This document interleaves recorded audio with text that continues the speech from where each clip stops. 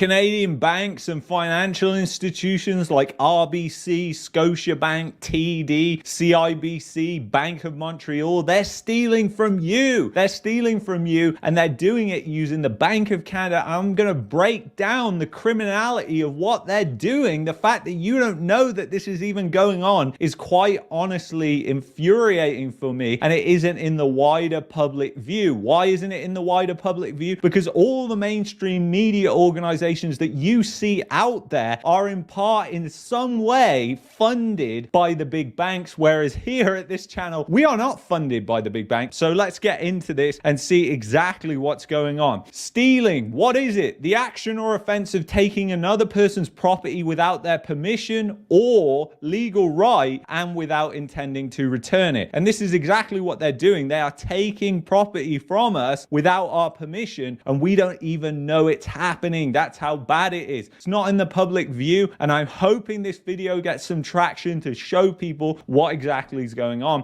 And it's right on the Bank of Canada's website. You have to dive through their esoteric information, but you can get there. So let's discuss this about the bank's interest earnings. So we really have to dive into how the Bank of Canada makes and loses money to understand this a little bit more. During normal times, the bank's main liabilities are banknotes and its main assets are Government of Canada bonds. Since it pays no interest on banknotes, the bank generally has positive net interest earnings, and that's because it's making the yield from the Government of Canada bonds that it owns. So it's been far from normal times that we've seen over the past 2-3 years. So let's get into exactly what has happened and how they actually created this themselves. So interest earnings grew considerably during the pandemic. This extraordinary policy tool is known as QE, and it involves the bank purchasing additional assets, primarily government bonds, in the open market. By purchasing government bonds in the market, the bank adds to the demand of these assets, which pushes their price up and their yield down. Lowering the yield on government bonds lowers the interest rates on mortgages and consumer and business loans. And it also means for the banks that hold all these Government of Canada bonds, their balance sheet can actually expand because they're making more money on these bonds. They can go ahead and sell them to places like the Bank of Canada. The Bank of Canada will give them reserves. They've always got a buyer,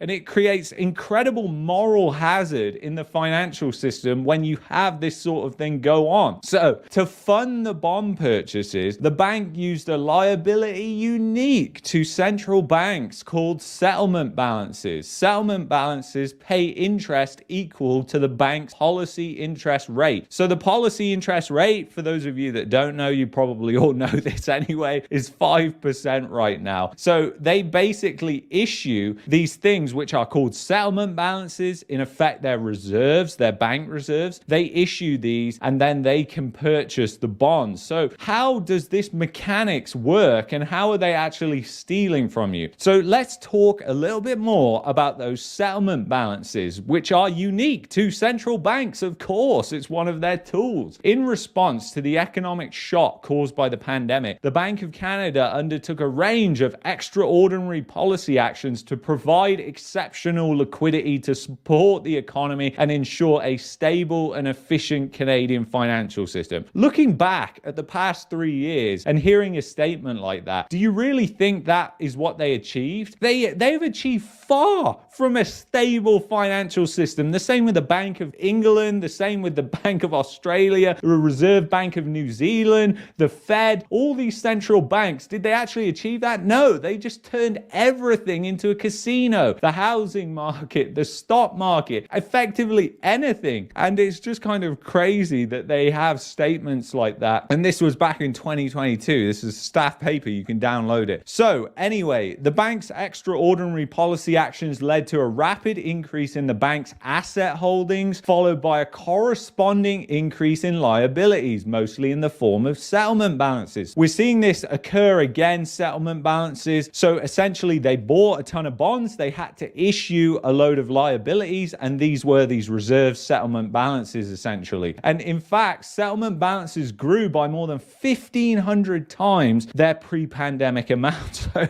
they even state there how much it's grown, and you have to see the chart in order to believe how much this actually grew. So I took the chart all the way back as far as it goes, guys, you're talking about over 50 years of worth of data, and you can see that you've never ever seen a spike in the liabilities of the Bank of Canada like this before. And you can see that, yes, there was a sort of spike, I guess you could call it, but compared to this, you can't. Back in 2008, 2009, in terms of the settlement balances, because they did buy Government of Canada bonds, it's all on there, they were doing this, there was a bailout, the IMPP. It's not well known or publicized, but it did happen in Canada. So anyway, at the height of this, guys, they had nearly $500 billion in reserves held at the Bank of Canada.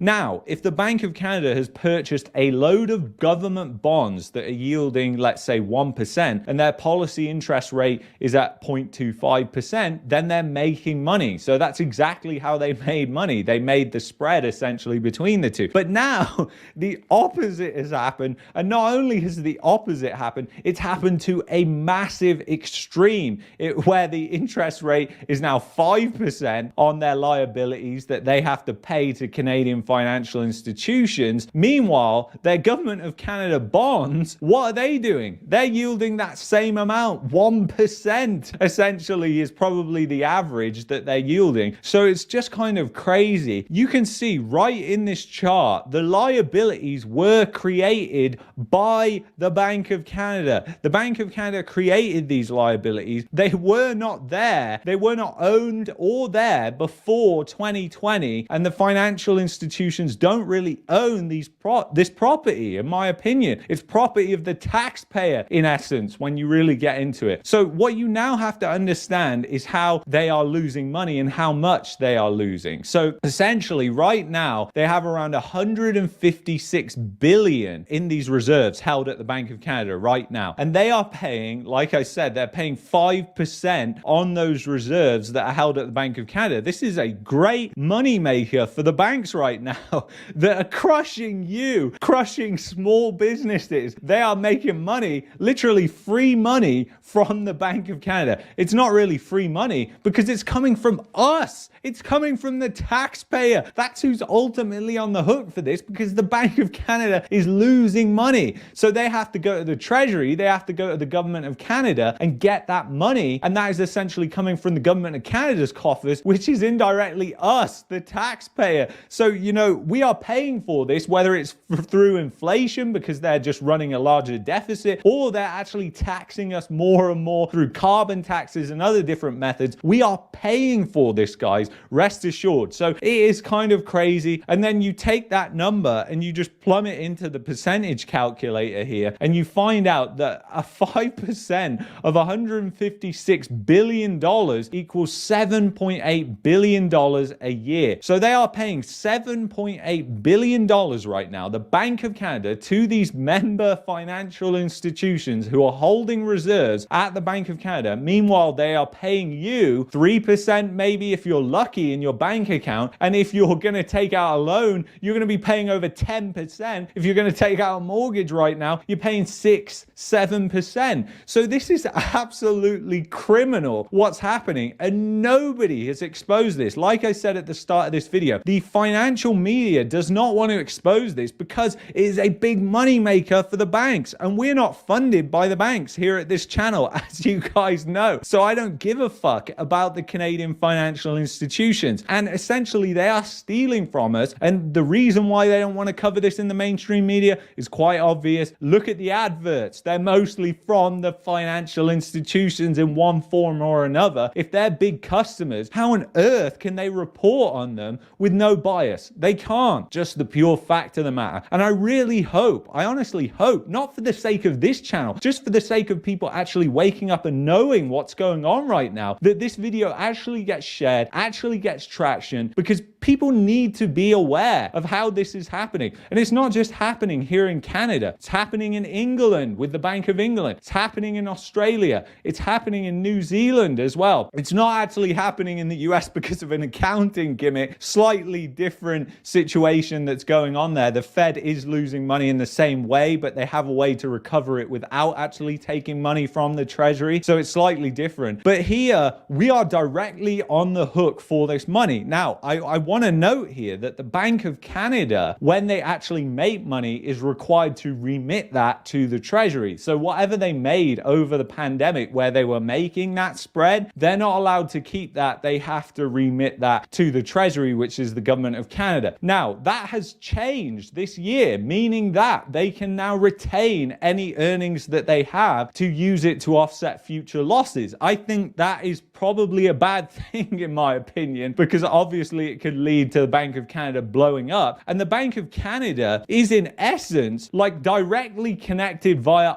IV to all the Canadian financial institutions. Canadian financial institutions and the Bank of Canada and the government, they're all in this circle together, guys.